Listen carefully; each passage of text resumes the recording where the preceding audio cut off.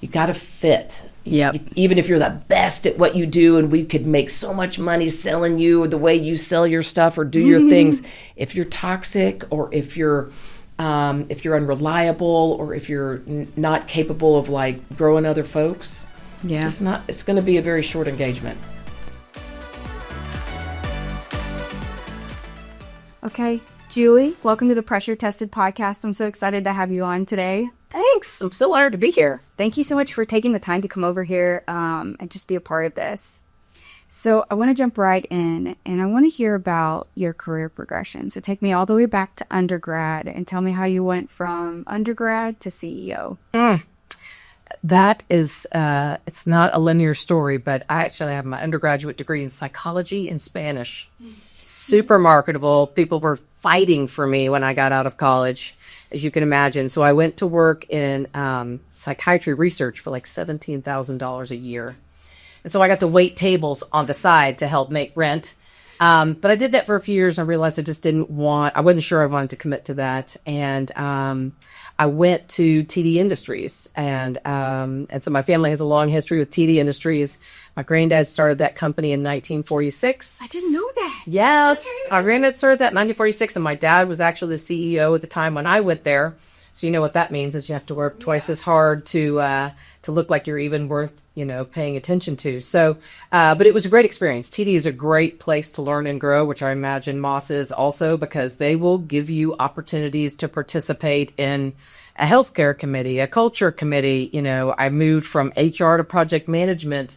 And I didn't have to, have a construction management degree to do that. And so what I appreciate was the organization sort of had its eye on your commitment and your willingness to, get in there and do the work. And then they gave you opportunity for that. And so people from all ranks were coming in and out of the field. You could be a foreman and then you could go into coordination. You could be in payroll. You can go into project management. It wasn't just these linear paths of construction managers become project managers and other people do other things. And so it was just a great learning ground. I learned a ton. And while I was there, I was on a project for Raytheon. And a company called Miser and Wurst had designed the project. TD Industries got the job to build it. And so I'm sitting in a little job site trailer in a parking lot next to the project manager of Miser and Wurst, who, 3 years later became my husband. So that's where we met. It was a little hard hat romance. And so anyways, after that, I still worked at TD until we had our first kid, and Matt had started an engineering company, and because he's a mechanical engineer, and he always has had an entrepreneurial bug, which I do not. I'm very much of an operator. And but after we had our first son,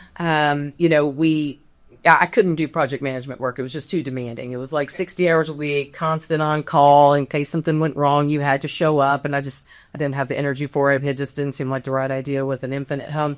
So I moved over to the company that he started, which was called Class 1 Solutions. So back in the day, the best clean room you could build was a Class 1 clean room. Anyways, I was just doing whatever, admin, ops, books, insurance, payroll, you name it, just all those things. And then some of our engineering clients said, why don't you build what you design? We'd like a turnkey provider. Okay. And that was sort of where my experience at TD came in. And so we started a second company. It's called C1S Group. And so that was the construction arm of this. Class 1 Solutions was engineering. C1S Group was construction.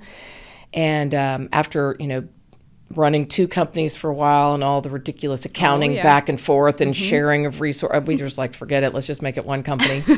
And thankfully, sort of high trust, high accountability with our marriage, Matt was like, we can just make it a women-owned company and all my folks will fold in under you. And so here we are. So we're a women-owned engineering and construction company, been in business for 25 years.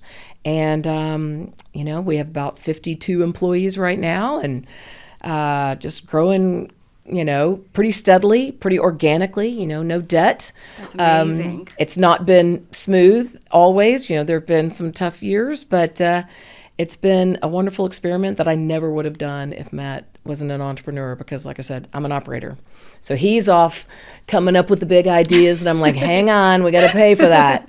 And so that's sort of how we balance each other out. Man, that's amazing. So tell me a little bit about C1S. What kind of projects do you do? And you can even, maybe mention a project that you're really proud of, so I know kind of exactly what it looks like. Sure.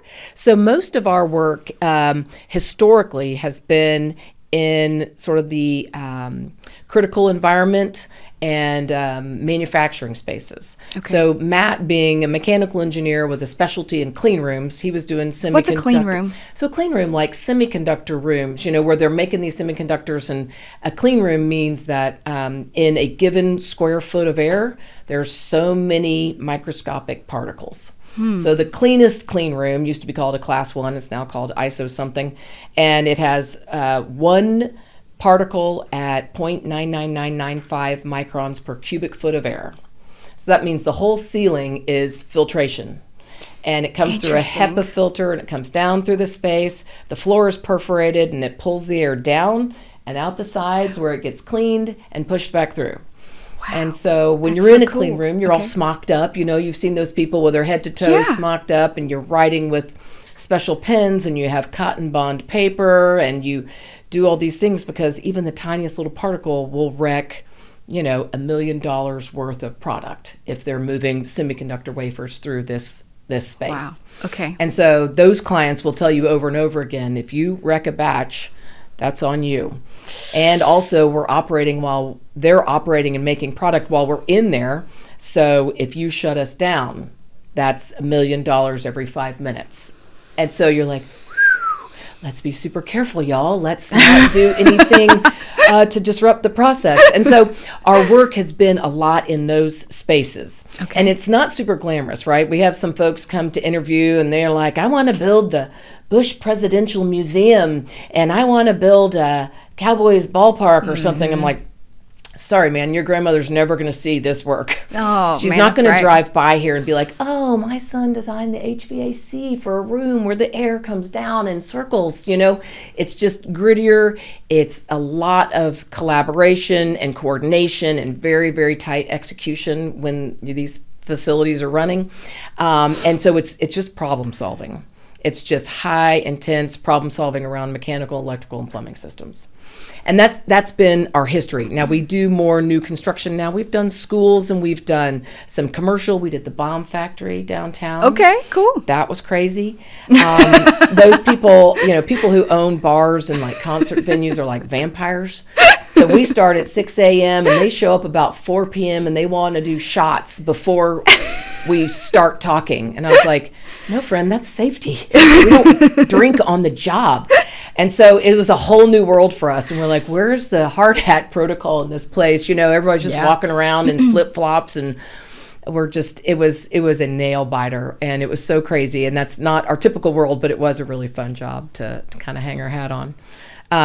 But our most challenging work really happens sort of behind the scenes, and having a client say, I pick C1S because I don't worry. One of our clients said, you guys just sell sleep. I know if you're in my facility that nothing's going to go wrong. Man. I know if it does go wrong or there's an issue, you're going to tell me before I find out. I know that you guys are very, very good at working in this space, and not a lot of folks are. You may not be the cheapest, but you're the best.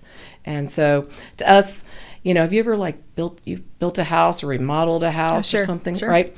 You may love your house when you're done, but you may not love your builder. No. Because it can be a real painful process. Yep. We tell our project managers they got to love their house and their builder. Yep. And so it's just a real high-touch client service, very technical world. And so, and it's suited to design build because, speed is important. And design build lets you, you can get 40% through design, pick your long lead equipment, get that stuff coming, and then you finish up the rest of the design while construction starts doing pre-planning and demo and whatever else. That's crazy. Okay, so part of your company designs these complicated projects, and then you go and install these complicated projects, but then you also have some of your revenue going to like traditional new construction stuff, schools. So at what point did you decide that, you wanted to get into that other work? It got to where, we wanted to grow. Okay. And those renovation jobs that were in this manufacturing industrial space, they were great. They were, the margins are great, but they were $2 and $3 million a pop. And that's fine. It's great work, and we Yeah. are very, very good at it. So that will always be a core piece of our business. But if you wanted to be like a construction company, our goal is to be 100 million in Okay. 5 years. Okay. And so we just can't stack up, $23 million jobs a year. Got it. It's just too intense. Got you it. need some 5, 10, 15, 20s in there that have just good, steady production and backlog, and they're great work, and we know what we're doing. The margin structure is different, but it's great work, and we're Yeah. working with really cool clients. And so that's sort of part of our growth strategy, was getting larger projects that had longer durations, not 3 million over 4 months. So still part of your growth strategy. How do you work towards that? I feel like construction is just, there's a lot of players in the market. So how do you continue to grow that side of the business? Yeah, we, like you guys, like y'all have a great reputation, and people ask for you by name because of how you do what you've done. And so our growth has been largely organic to date, but really we are finding to get to that next level, we got to show up in places that we haven't been before. We typically, we don't do a lot of hard bid, like, sealed envelope municipal work. Oh, yeah. But we're not opposed to it, right? Sure. We're getting to a place, and our resume is big enough to where we can show up in those spaces and be competitive. Whereas before, we just, our blend of work and our project cycles just didn't lend us to be competitive in those spaces. So We're showing up now in more life sciences arenas, trying to get some work in different markets, not just manufacturing, but like life sciences, some education, Okay. You think about schools doing a renovation, the summer is like a big shutdown. Oh, yeah. Right? It's a 3-month shutdown. That's what we do great. A lot of heavy collaboration, coordination, planning it out and phasing, and then you get turned loose to do a thing, and you've got to hit all these markers to make it turn on by, August 10th when everybody shows back up. So that's a natural progression. So just kind of some transferable skills, trying to find new markets to kind of see if we can be competitive in. So what's really interesting about what you guys do is, and I'm definitely not downplaying what we do in utilities, because what we do in utilities, there's a lot to it. We need you guys. But I just feel like it's so important to choose the right people to do what you guys do, and then be able to trust those people. And so I read this article about you, and it said that you kind of refer to yourself as the chief people officer. What does that mean? And what are you trying to create with that? I grew up around TD Industries, which was the greatest example, and they have a philosophy of servant leadership. And servant leadership just means, do the people that work for you, are they better at what they do because of you? Are they more able to be more independent and more capable because you are there? And so it's really, for us, we don't sell a product. We're general contractors. We don't even get to mark up equipment, right? So all of our money comes from our people, their expertise, their ability to communicate, their ability to commit, their ability to care, take on our clients' problems and make them their own. And so for us, the people are just the heart of the business. And so getting the right people, we talk about this in Traction, our PRS, right? Right person in the right seat. Yep. And for us, a big piece of the right people is just sort of our core values. And our core values are real, being honest, self-propelled, don't wait to be told. If you see a problem, solve it. Amen to that. Yeah. Make it happen, which is be resourceful and creative. Walk or talk, which is be dependable and good for it, even when it's bad. Speak up. And then work hard, play hard, which is, life's too short. This work is stressful. And we want to make sure, one of our big goals is that our people are thriving, not just working, they're thriving. And that is just a whole life thing. And so we work hard at attracting great people who are technically capable in our space, obviously, but also who have a heart for doing work the way we do it. And so putting those two things together, we spend a lot of time on the fit. And I know you do too, your organization, and I've seen some of Garrett's stuff and seen your work and your podcast and your conversations. You got to fit. Yep. Even if you're the best at what you do, and we could make so much money selling you or the way you sell your stuff or do your things, if you're toxic, or if you're unreliable, or if you're not capable of growing other folks, it's going to be a very short engagement.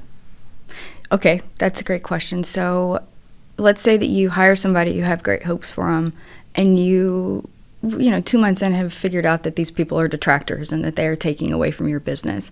Are you kind of slow to hire, quick to fire? Like, how do you go about that? That's what we want to be. And we are typically slow to hire. We don't do that, without a whole lot of thought and people buying in. It's the letting go part. Yeah.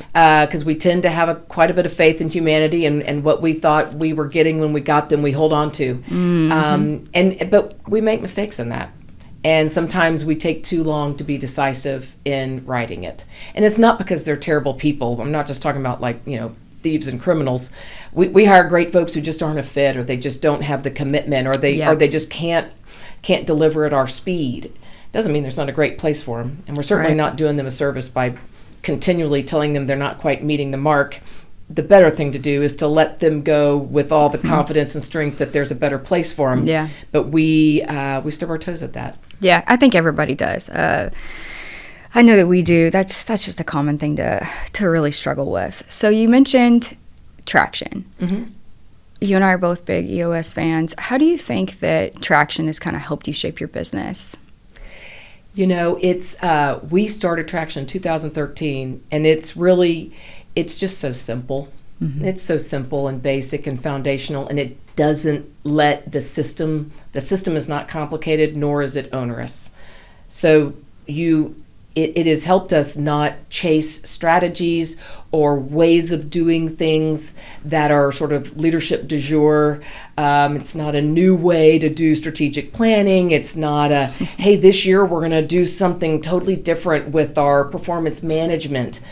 You can spend so much of your professional capital chasing the next thing that came out in whatever journal, or you saw it in a podcast, or you heard it at a conference.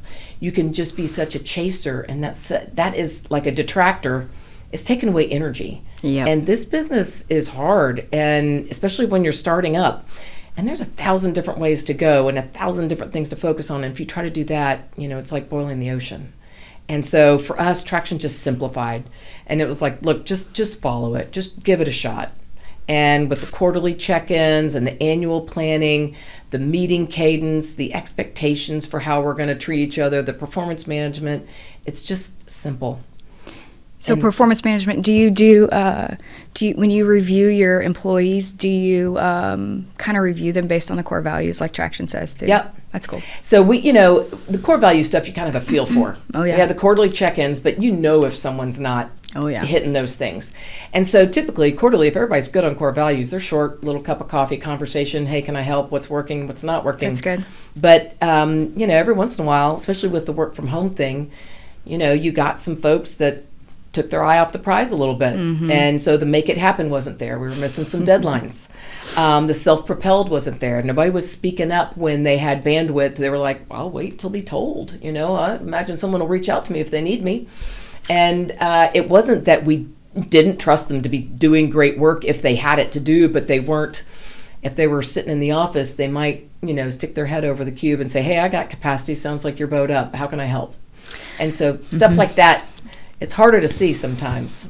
Work from home is a big deal here too, because I manage accounting and I manage the kind of, just to be perfectly honest, I manage a female workforce who have responsibilities at home, and I always give them kind of the same advice that sure, work from home, but don't be upset when you miss it. And it kind of sounds like C1S is a very similar kind of culture. Yeah. So what kind of advice do you give to kind of the younger women that join your company and they're like, hey, got to have a hybrid role. Hey, got to work from home 3 days a week. What do you tell those people?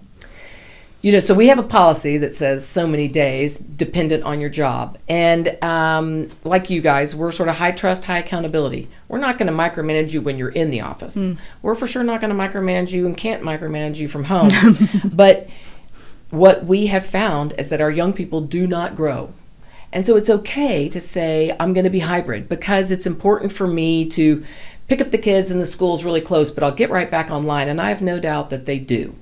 But you aren't hearing and seeing and feeling the same urgency, nor are you getting the same visibility for your work. you can crank some stuff out. You can be very good. The books can be accurate every single month, but you are kind of behind the scenes. And you got to know career growth doesn't come when you're hiding. And being visible, and it doesn't mean walking to the office and tell everybody how great you are, but there's a piece of visibility about your growth when someone's saying, I'm looking for someone with a lot of tenacity. I'm looking for someone who always does X, Y, and Z, or is just so capable and takes on more. That's difficult to see from home. It is. And so I would just caution those folks to say there's, maybe this age and stage of your life, you got young kids, that's super important. You're prioritizing that. Great. Yep. But you got to know that comes with a little bit of a slower pace on career growth. Okay. Yes, that's exactly right. So, everybody always wants to talk about how, they look around the boardroom, they look around at the C-suite, and there's never, there's only one woman, or there's not enough women, or there's no women, and everybody's like, what do we need to do to change this? And it's like, well, look, I'm happy if you want to stay home with your kids. I mean, that's great. I love that for you. I didn't have that ambition, but understand that there's going to be a huge gap when you decide to come back 10 years from now. Everybody's already passed you up, and it's going to be very hard for you to make it to the top after that. And if that's not important to you, then go take care of your family. Yeah. I love that for you. But if you want to get to the top, you're not going to be able to do it from home. You're just not. No, that's for sure.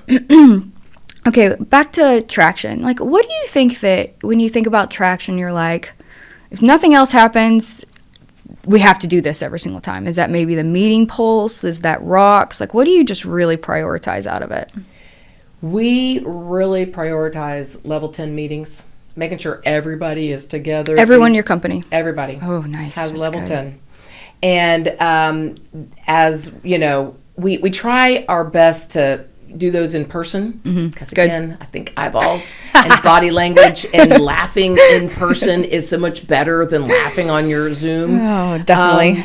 We are 100% mandatory camera on for any meeting. Good for you. So that's at least a step in the right direction. But those to us just help us stay connected, and not just for like tasks, but just like a segue. Tell me what you did this weekend.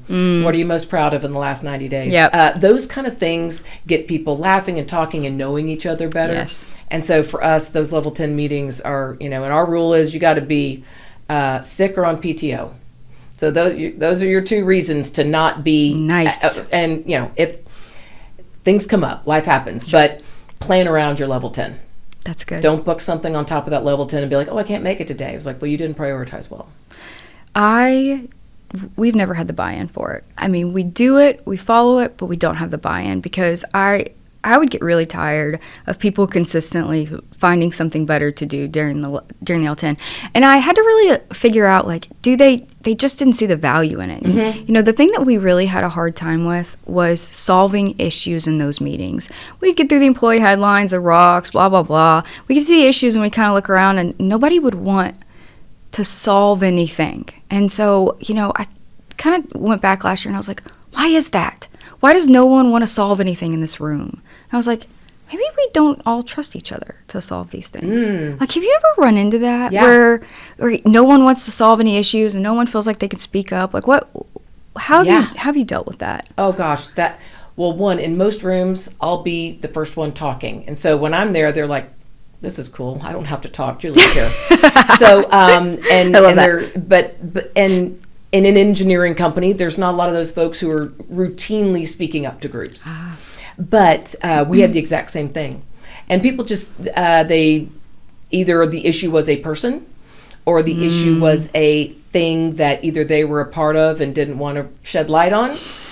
One thing we just did recently was 5 dysfunctions of a team. We did that too, yes. And it is, we're sort of in the honeymoon glow of that. And people are like, hey, I need to have some healthy conflict. People are kind of digging in on it. And I hope we keep it alive. I mean, that's the deal, is to keep that thing alive, because you do break through some things, especially when we blended this engineering company in with our folks. Everybody's playing so nice for a while. And then they may not be playing nice, but they're also not talking. Yeah. And they're not saying, hey, they did different work than we did, and there was some perception that we thought the work they did was less valuable. But that wasn't being verbalized, but they were feeling it, and some of it may have been in fact they were feeling it correctly, but they weren't able to say it because they just didn't feel like that was a safe thing to say.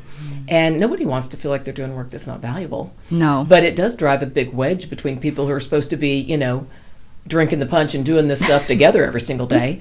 And so we really, that 5 dysfunctions of a team has been a huge helper, and just that trust.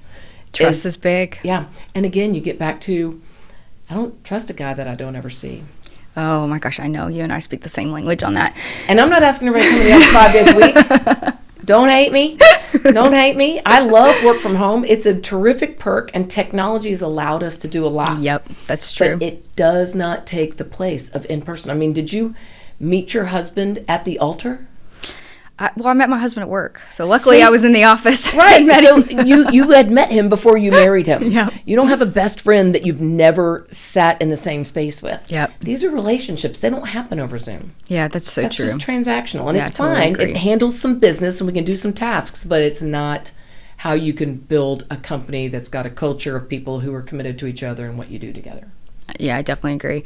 Okay, so when I looked at your LinkedIn, it said that you started at C1S in 2009, so you're 16 years into owning and operating a construction company. What do you think has been the biggest struggle? Just if you could look back over the years and you're like, oh, I almost didn't make it through that one. Yeah. What was it? The biggest struggle, it has part to do with, working with your husband. Yeah. Which is great when it's great. When it's great, it's fine. Yeah. Amen. But when it's bad, and business will go bad, everyone's will, and for reasons within your control and outside of your control, every business has hard times.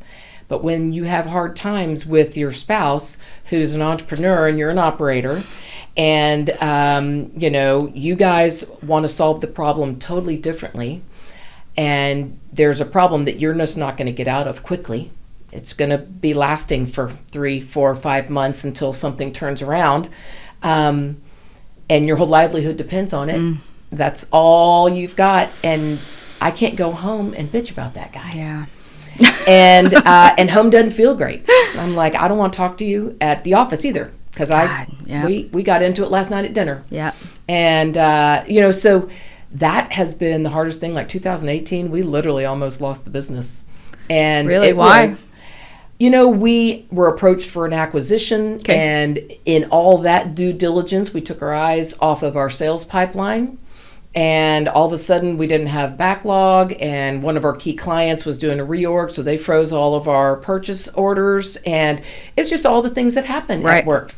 All the things that happen, and we got stuck. And so our first pulse is to, okay, we'll stop taking payroll for a while. Well, now we're personally strapped. Yeah. And now, oh my goodness. and the solution wasn't coming fast enough for us to kind of recover from that. So then it was like, okay, how do we get financing? Okay, now we got to let some people go. And all those things, when you care about your people, letting them go because of something you did, that hurts. Oh yeah. And so, and it was just it was a difficult time regardless. But it was a real difficult time to go through with your husband, who is like, don't worry, we're gonna, it's probably, it's fine. I know those people. Are you looking at the balance sheet? Am I the only one here who's paying attention to what's in the bank? I don't know how you think that's going to fix itself. Yeah. So, and it wasn't that he didn't know. He just is more optimistic. Whereas I'm like, plan for the worst, hope for the best. This is me and Garrett. Garrett is, I will be like, oh my God, the world is falling. We are going to lose it all. And he'll be like, everything's going to be fine. And I'll be like, but this. And he's like, it's fine. I'm like, no, but really this. And it's almost like, I almost can't take it. I'm like, you're not seeing what's happening. But, so explain this. Like, you're still married. You still have your business. How'd you make it? We dug in and figured it out. Just like you guys have every time you had that thought. Yeah. Y'all figured it out. Yeah. And whatever Garrett thought was going to happen to be perfect may or may not have happened, but something else did, and you're still here. Yeah. And so I'm grateful for those people. That's not me. It's not how I roll, but we wouldn't be growing if it were for me. I'd be like, no, we're fine. We've got some business. I'm making my mortgage payment. I think I got a 401k. Yeah. We're good. Yeah. But these people like Garrett and my husband and others, they pull this organization along. And what they also do is they make it look more exciting and challenging and rewarding for all these young people coming in, all these middle-aged people coming in. They're like, they got something to sink their teeth into because opportunity's coming. I completely agree with that. And so without them, we would have, I don't know what would have happened. So yeah, it was a stressor. There's definitely a type of entrepreneur. Like not everyone is an entrepreneur, and the ones that are, like, it's just fascinating to be around them. And it does make you realize, all that diversity of thought. Sometimes I'm like, no, I don't need any more diversity. I want to do it my way because it's going to be fine and I'm right. So no more better ideas. Thanks. But you do realize people who think differently have a lot of value. They do. If it was just me running this show, we wouldn't be where we are. And so I have a huge appreciation for it. As crazy it makes me sometimes, I have a huge appreciation for it because, and I've saved their bacon a time or two. By some other version of my operator mindset. Of course. And so, but together, we're still doing this thing and it's pretty fun. That's great. I want to pivot a little bit and talk about Texo. So you've been on the Texo board for 6 years. Tell me why Texo is so important to you. Texo, is the blend of ABC and AGC. So it's got specialty contractors and GCs. Okay. It's got industry members too. What I discovered was that Texo had always been around, but I think I just thought you went there for training. Okay. Or you went for a happy hour, and I was like, girl, I'm too busy. Yeah. I don't have time to be glad handing about. I just got work to do and a family to raise. But what I realized was as soon as I showed up there, all of a sudden my work got a little bit easier. Like I had a bigger network of people to ask good questions to. I got to solutions faster. I didn't, boil the ocean trying to find the best CPA. I was like, your company's awesome and you're doing great. Who do you use? And then we would pick a CPA that it wasn't even on my radar. That's right. And so we just, I found that I had been, I thought my value was just in grinding it out and making it happen every single day and just getting it all done. And I got to be so much more effective by meeting people who had done it or done it differently. And then opportunities come out of that, and not just business. I'm not talking about we sell things to each other. I just mean we get the opportunity to participate in different organizations. We get the opportunity to talk like this. I mean, I would have never found you if not. I did love your video, and I did like it a lot of times. But Thank you. But Melanie connected us, right? That's right. And so, and here I am sitting talking and learning from you about an ESOP and whatever else you've got going on. Yep. And so, those things, right? That's how business happens. I definitely agree. Connecting people. Yeah, I have really learned that, and I'm a natural introvert. Like I want to be kind of in my own space, and I've learned that those networking events can be everything. I mean, I've met some of the most important people in my life at a networking event that I did not want to get dragged to, and I just think that organizations like Texo are so impactful for stuff like that. Okay, so you've been in construction and you've been in Dallas your whole life. So how are you feeling about everything that's going on? So we're facing tariffs, we're facing market instability.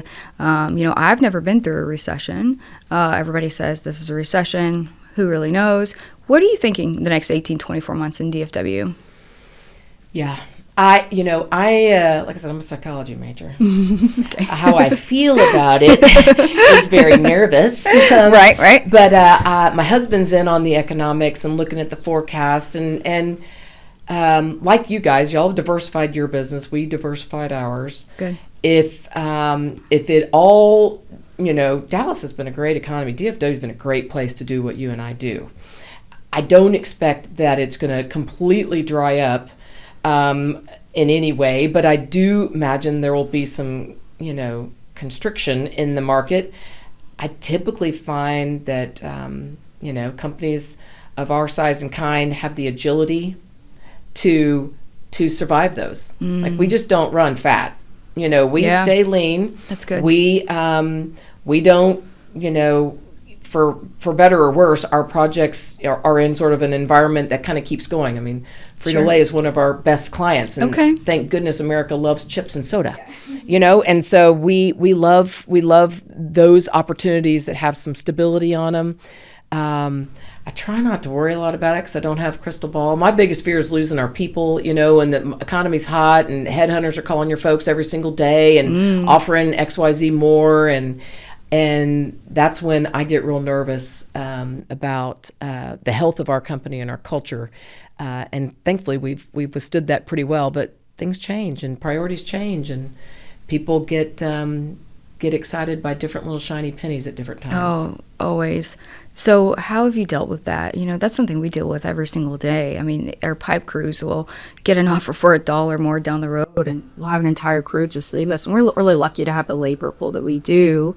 But, what do you do when somebody you really care about goes and gets a bigger offer? Do you match it? How's that conversation go? It really depends on the person and their role. We try our best all the time to have market. Our goal is internally equitable, externally competitive, and the company's ability to pay. But in those moments when someone comes around and offers a superintendent of ours, $30,000 more a year, I could probably match it for a very short while, but I'm going to have to retract it. Right. But they are too. Yeah. They're going to pay you that till the job's over, and then the market just won't bear it. Right. And so if you want to make a short-term play like that, I can't stop you. It's your life. Yeah. That's good money. I wouldn't ask you to turn it away. But and if they're great, we say, hey, you're alumni. Yeah. We're here. If we got an opportunity for you later, I hope that works out. So we don't, if they're good even when they choose to leave us. I can't pretend that we're the only great place to work. But we do sometimes for technical roles or in the middle of a project or something's really tight, we just ask for more time. Just give us till this milestone. Give us till, the financial review's done. Give us, even, our controller went and took another job, but she contracted with us in the transition, and helped us with things. So we just try to get creative and not get our feelings hurt by it. People don't work for C1S, they work for themselves. And their lives are important to them, and their choices, they don't make them lightly. If they do, they probably weren't meant for C1S because, we're in it for the long game. Well, that's a lot more mature take than I have. I mean, when we lose people, I'm just like pissed. I'm pissed. Yeah. How dare they choose someone else over what we're doing? Like, they just don't see it. They don't see the long term. They don't see where we're going, especially if they choose to not work with us at all. Like, we were looking for a general manager for, I don't know, 6 weeks on the heating cooling side. And we had this guy come in, and he strung us along for 4 or 5 weeks. And when he finally told us no, I was like, I was pissed. Everybody else was super calm about it. But I was like, he just doesn't see it. He doesn't see where we're going. Right. He didn't bet on us. And I was like, so F him. Right. What about that guy? Well, he just can't see it. When I was 36, I did too. Something to grow out of that. Yeah, I got 21 years of getting my ass kicked about that I stopped getting all hurt by it. But that's funny. It is your baby. It's like someone just said, I don't love your baby. Yeah. And you're like, that's exactly what it's like. If you lost your mind, that's the best baby in the world. Look at this pretty baby. and it hurts because you're like, one, I needed you, but two, I wanted you to want this. And now you've hurt my feelings. That's right. Mm-hmm. I know. I don't have feelings, but yeah, that's exactly what happened. Right, I bet. Mm-hmm. Okay, so now they're kind of down that path. Something that I think that a lot of women really have to struggle with is for women, not only do you have to be really great at your job, but you have to be likable. And I don't always succeed at the likability part. And I told you when we had lunch recently that I received a nickname. I was called the rattlesnake. And I was like, first I was so taken aback by it that I was like, what does that even mean? And they were like, well, you're so quick to snap, we don't have time to think. And I'm like, okay, well, all right. Well, I don't know what to do about that. But you shared kind of a similar story. So kind of just tell me your path with being likable and how it goes for you. Well, we terminated this guy. This when I was at TD, a superintendent that I worked with, and he was just impossible. I could not get him to commit and do. He always had a reason why he didn't do the thing that was supposed to happen, and always a great reason. It was like holding on to like a greasy water balloon. I was like, if I ask you this question, you squish this way, and I'm like, I cannot get anywhere. And I guess he felt my frustration with that. And so when we finally did get to terminate him for something pretty egregious, I got his phone because I had to check his messages. And in his contacts, my phone number was listed as the Black Widow. I was like, ouch. But then I was like, well, good read, man. I was not putting up with that stuff. And if you felt like I was coming after you, good read. Either rise up to that, talk to me about it, or move on. And so I don't get that way, generally speaking. I have some direct reports. Of course, they're women, and of course, they're awesome. And, I don't think I have unfair expectations, but I try to manage expectations. But I don't have an unlimited amount of patience for just not doing the thing. Yeah. Like knowing the definition of done. Done is not the 10-yard line. Done is a touchdown. And so don't just get halfway. Don't sort of half-ass it. Don't send me something that's not done. Yeah. Like expecting me to finish. Like I need you to finish because I got my own stuff. And so, and that is, like here lately, I'll get fried for this one, but, our work from home, we have a policy. You got to be in the office 2 days. And I mean, I walk around that office and it's a ghost town. Yeah. Oh, And that's tough. I started like sort of impromptu taking attendance. And then we did a survey, someone said, I feel like someone's taking attendance. I was like, whoops. Good read. I mean, I didn't have a clipboard or anything, but I was walking around and eyeballing some stuff. And so I get frustrated when, what is expected is not happening. I feel like we've been clear. And when people, either take advantage of leniency or take advantage of, maybe nobody's looking, I'm like, doing what you're supposed to do when nobody's looking, that's integrity. And I'm not saying any of the people that aren't coming in 2 days a week don't have integrity. Lord, crop that. But my point is, I do, if we set an expectation, if you walk through the office in a bathing suit, I'm going to talk to you about it. Yeah. If you come to work drunk, I'm going to talk to you about it. If you can't manage to get to the office 2 days a week, sort of consistently, I got to talk to you about it. I'm not trying to be a hard ass. You're just setting a clear expectation. I'm trying. But it does not always get received that way. Then I look like the cop, or I look like I'm trying to micromanage, or I'm in someone else's business. I'm like, I just feel like we're being clear, and we're just not getting clarity back. So I don't have a good answer.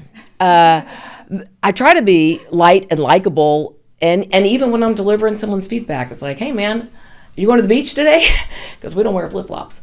And I'll have some fun with it. But and I don't pick on everything all the time. I'm not walking around looking for problems. But it's humor goes a long way. And being vulnerable and admitting your own mistakes goes a long way. And then just being willing to be honest and sort of deal with a little cringy awkwardness. Yeah. Well, yeah, that's it. Because a lot of times, even managers, they just don't want to make the direct feedback. Like they see the person wearing flip-flops and they're like, I was supposed to wear flip-flops. But they're not going to directly just kind of deal with the situation. So I think it takes a certain type of person to kind of be okay with setting the clear expectation and being direct. Yeah. Because not everybody has that in them. Yeah. Some people would rather just shy away from the situation than do that. So that's probably why you have made it as far as you have in your career, because you're okay with having that awkward moment. I haven't always been. It's learned for me. Really? Yeah. I've not always been. And I don't like making people uncomfortable. And I don't like correcting people. Yeah. And I don't like being corrected. I pretty much think I'm right a lot. And so that doesn't feel good to me either. So I get it. That's why I'm even more sensitive. But I think traction and accountability, we used to sit in meetings and complain about our direct reports who did or didn't do something. And then traction comes along and they're like, that's your job. That's leadership, management, and accountability. That's so good. If your folks are not doing it, it's on you. And then all of a sudden we're like, oh, okay, well, I don't get to just complain about it. I got to do something about it. And so then you get better at doing it. It's never fun. Yeah. And generally speaking, you hire the right folks, they take it the right way. That's they right. Know. They're not like, well, that's a surprise. I didn't think flip-flops were a problem. They're like, yeah, I'm pretty much a big boy most of the time. I don't know why I wear flip-flops today. Okay, I have a question for you, and I feel like this is something that's just kind of, that I'm always curious about. It's totally off script, so you're not prepared for this, but as a business owner, how do you feel about sharing financial information with your team? Do you share financial information with your team? What level of financial information do you share? And the reason this is kind of a hot topic for me is I'm like a big believer in kind of a scoreboard. I love a scoreboard. I love a metric. And like we made a goal this year that every department was going to have 3 to 6 metrics that they were required to hit, that they were aware of. And I'm like, we're going to broadcast this stuff. We're going to put it on the walls. We're going to put it on TVs. And I've got all this sensitive financial information out there. And Garrett's like, whoa, whoa. That's a fun idea, but I don't know that I'm comfortable sharing all that. So how do you feel about that as a business owner? We do operate fairly open book. We certainly have project metrics, right? So we say, the engineering team did XYZ this month and this much profit, and this is, utilization. We publish utilization, not by name, but by business unit. And so some of that stuff, what we found works best is just roll it up. I mean, salary stuff and bonus roll it stuff. Up. Yeah. Roll it up. And it's a big pool of people. So if that's what that is, you may know that you only got a little piece of it and you may be upset that others got more, but it's like, that's a good question to ask. Yeah. Why? Yep. And then there's some feedback that happens. And I hope it wasn't an oversight, but there's some feedback that happens. That's good. And so, we've got some bonuses that are based on total company performance. Good. Yep. And so do we. So we like a fundraiser, you got that thermometer that's coming at you like October, November, December. How close are we to making this thing? And people are excited to see it. And do you put that up somewhere to kind of help people gauge how close they're getting to these? We do. We have a quarterly conferences with our folks, and we're watching it and we're telling if we're on track. But that's pretty high level financial data. We're not showing, here's admin salary, here's construction salary. I mean, it's too easy to get in the weeds of that. Okay, that's sort of just condense it and roll it up into larger chunks of that stuff. And then, when someone says, hey, I'm curious, how much does leadership team take home in bonus? It's like, well, that's confidential HR information. That's right. Yeah. And so, we're an S Corp, and so all the profits flow through to the owners, and we got to pay taxes and all that stuff. And so nobody's doing anything egregious. Mm-hmm. We've got 6 owners in the company. It's all managed by the board. We've got to distribute stuff and hand out all the financials. People get to know. Good. They don't get to know how much I make. Right. They're not entitled to how much the leadership team took in a bonus, but they can see the financials, and it's like, here's bonus. That's yours and mine and everyone else's. It's a very, millennial kind of Gen Z idea that salary information should be out there. I don't think it should be out there either. No. I mean, I think that we can maybe put some metrics together, like, let's show the project managers what we're spending on material every single month, Sure. But I agree that as soon as you kind of get down, I'm sure that there are companies like that. They're like, I'm going to post every salary on the wall and I'm going to be good with it. But like, yeah, I don't know. That so many different people come in under different circumstances. Yeah. You might have to go hire a PM over here that had 15 years of experience, and they're going to make more money than that other guy. Yeah. And now you got discontent. That doesn't serve anybody. That's the one thing that I think employees have the hardest time with, is when they don't feel like they're being fairly compensated. Yeah. And I don't know why people want to spend so much time talking about what the other person makes. Like, we just had a situation just yesterday where somebody came and they were like, a kind of a counterpart to what they do makes more money than they negotiate a higher salary when they came in. I don't know what else to say about it, but they were just couldn't effing believe that they weren't being treated fairly because they do similar jobs. And it's like, man, how do you deal with that? Yeah. How do you deal with it? So again, we try real hard to be internally equitable. I mean, the same person with the same experience and the same credentials and the same ability to generate revenue. There's no 2 identical people in this world. That's right. And they come from different places. And if someone's been trading up on jobs here in the last 10 years, unfortunately, one of the best ways to get a raise is to get a new job. Yep. But they may not keep you very long, so you're going to be priced out. Yeah. And the economy will level set you. So, don't put your house payment down on that inflated salary. But I think that we just try to be honest about it, but we can't talk about what someone else makes. We can't talk about why they make it. We can say he's got, so many more years or this much credential, or he runs this many projects a year. You don't run projects. He's independent in these areas where you're still learning. Here's how you can get there, and sort of, help them feel that. Sometimes we're just wrong and we need to make an adjustment. That's right. Yeah. Sometimes we're just wrong, and we can do that too. But the concern with that is, then we get the water cooler talk of, well, hell, just go complain and you get the raise. Oh. And it's like, no, I don't have time for that. So, it's very much case by case, but we work real hard at comp. And it really does start with when you hire them, unless you're in a real pinch and you need some heavy hitter for something specific. But that person's got to know they may not have a long-term thing unless they keep playing real hard. Yeah, that's just good. tough to market it. Okay, last off-the-script question that's coming out of nowhere, but is some of your comp packages based on how well the project performs? We have a variable comp program for that. So, we distribute a % of the project profit to the project team. Okay, So love that. what we want is folks to have like an incentive. Like I'm incentive, and some of it they don't get till after the warranty period's over. So it's not do a fast bad job. It's do a good job and that's manage important. your money and manage your subcontractors, manage your schedule, and get the job done and have a happy client. And then after that warranty period, you get the rest of it.